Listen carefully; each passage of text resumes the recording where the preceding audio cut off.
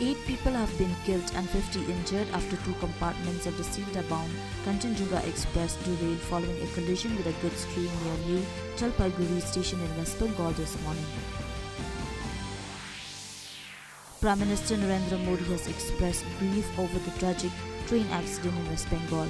Prime Minister has announced an ex gratia of 2 lakh rupees for each deceased person's killed and 50,000 rupees for injured.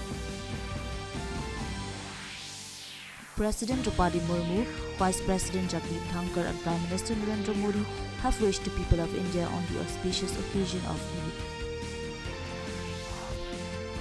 External Affairs Minister Dr. S. J. Shankar today met National Security Advisor of the United States of America Jake Sullivan in New Delhi. The government has termed a WhatsApp message which claims that the Agnipath scheme has been relaunched as the Sainik Saman scheme as fake.